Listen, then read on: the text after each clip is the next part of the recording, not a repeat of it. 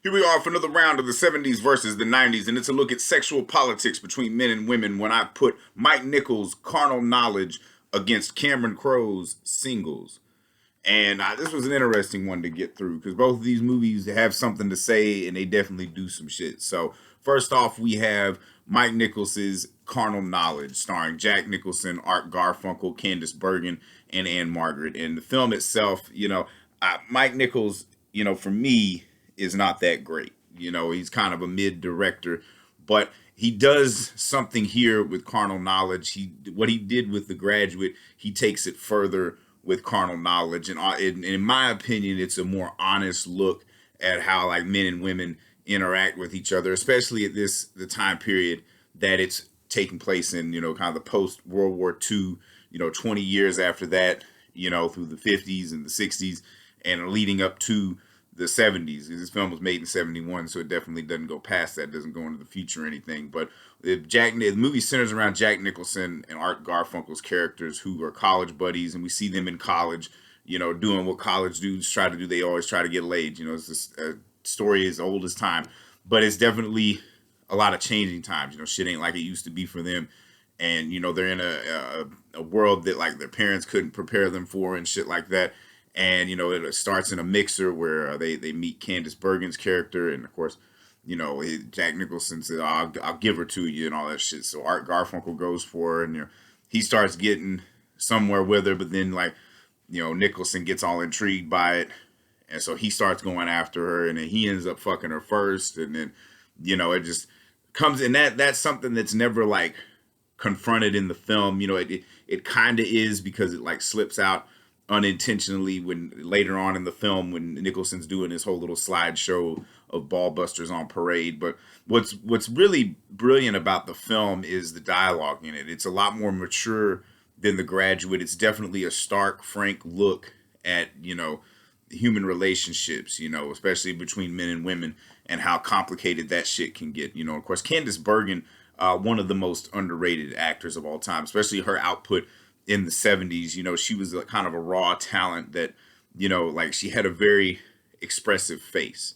And of course, good God, the lovely Anne Margaret with those massive mammaries. And, that hurts, that's very risque even for the early 70s, coming off of shit like Midnight Cowboy. This takes it even further, the scenes with Anne Margaret and Jack Nicholson are pretty fucking steamy, and of course, good God, what a vision for the cinema. And of course, their relationship is even more acidic because, dude finally looking for the big tits the great tits that he's always wanted and stuff, but he can't really handle the woman attached to him. Really, this is a movie about a bunch of people that can't really get out of their own way, especially the men, and what's brilliant is the movie spans over 20 years. And we see these men never grow up. They never get over their bullshit. It's just the same old thing. It's especially when masculinity was changing and all this shit, and the way they talk about women. What you would call a chauvinist, I guess. It's very this is how motherfuckers talk. And especially for a Mike Nichols film, it's way more mature and put together. Like I said, Mike Nichols is a very mid director. Of course, he did Catch 22 in between The Graduate and Carnal Knowledge. And, I would say this was probably his best film since Who's Afraid of Virginia Woolf, because the way it's done, it's almost like, if Woody Allen was mature, and especially the way that they interact, and they do a lot of fucked up shit. Homie gonna fuck his friend's girl just because she intrigues him and shit, and then, of course, there's a lot of dark shit in it. Anne Margaret tries to kill herself because, her relationship with Nicholson is not going well and shit. But it's filmed very well. It definitely captures the time period that it's trying to capture. And it shows, just the struggle of, just trying to get pussy, basically. And especially in changing times where, nobody really knows what the fuck to do. There's no war to fight, so to speak, that makes sense anyways. And, the biggest war that these motherfuckers want to fight is on the battlefield getting pussy.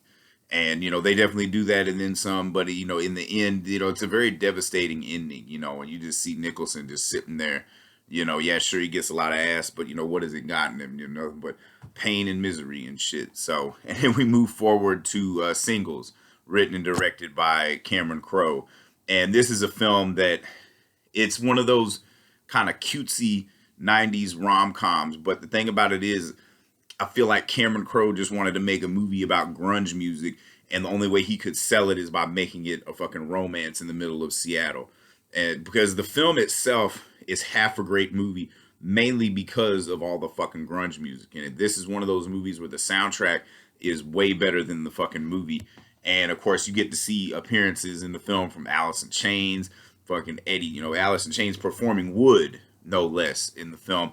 As well, you see Eddie Vedder, you see Chris Cornell performing, and like just a whole like that time capsule, that early 90s, like the peak fucking grunge era. You know, I mean, what a time to be living in Seattle. You see all these amazing bands, you know, just at these fucking venues and shit. And, you know, the film centers around, though, a group. It's almost set up like a documentary. Like I say, I figured Cameron Crowe, big music fan, you know, wanted to make a movie about grunge music, but instead, like, okay, we'll do this with like half documentary on grunge and like half documentary on like these fucking yuppie love lives and shit, you know, because you got Kira Sedgwick, who's like an environmentalist person, and that she does a lot of work for the environment, and Campbell Scott, who's like he works for the transit authority, trying to, you know, deal with the gridlock problem. Matt Dillon plays a musician himself, you know, Citizen Dick, I believe, is the name of the band, and Bridget Fonda plays his neighbor, who's also in love with him. She's a barista,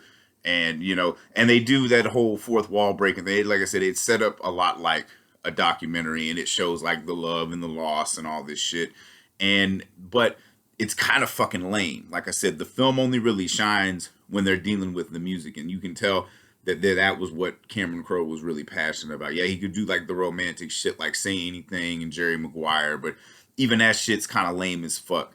You know, you only really feel like true passion from this man when he's talking about music and doing movies about music, most notably Almost Famous. But a lot of the times, you know, the dialogue isn't even that good, and like there's a sequence that's kind of ripped straight from Carnal Knowledge. I don't know if this is the bit that dudes do to pick up chicks. I've never done it myself, but that whole thing is like everybody puts on an act, so I'm gonna not put on an act. But then and then that whole argument of what's an act and what's not an act. That's the same bullshit that like Candice Bergen and Art Garfunkel exchange at the beginning of Carnal Knowledge, and yeah, Campbell Scott and Kira Sedgwick go through the same thing.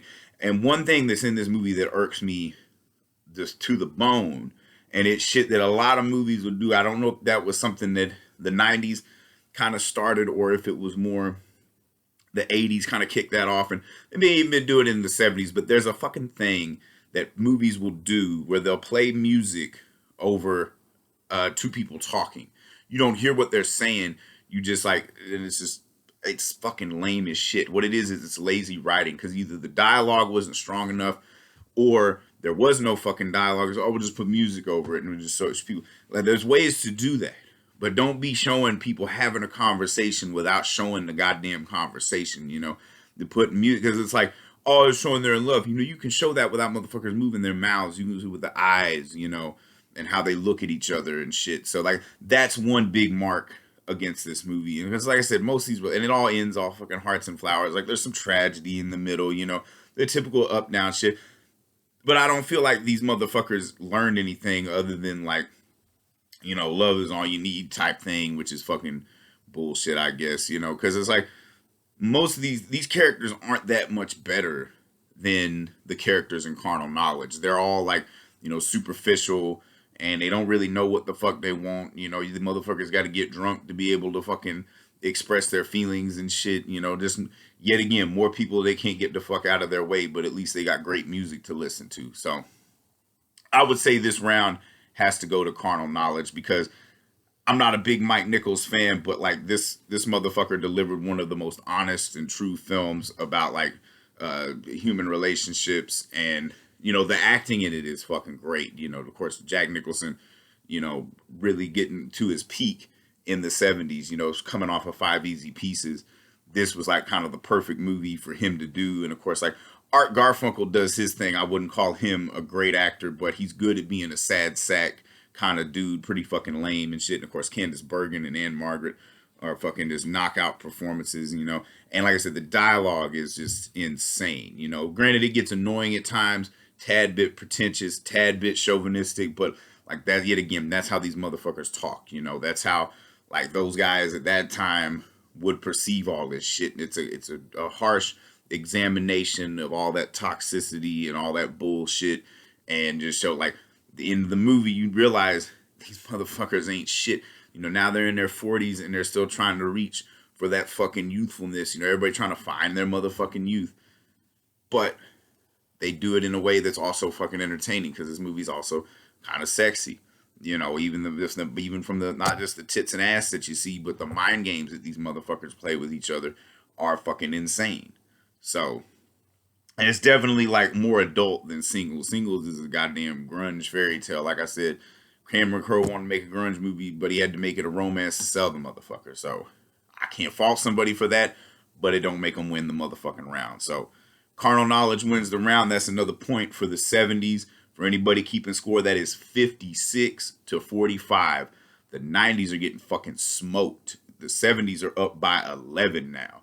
Like, that lead just continues to grow and grow and grow.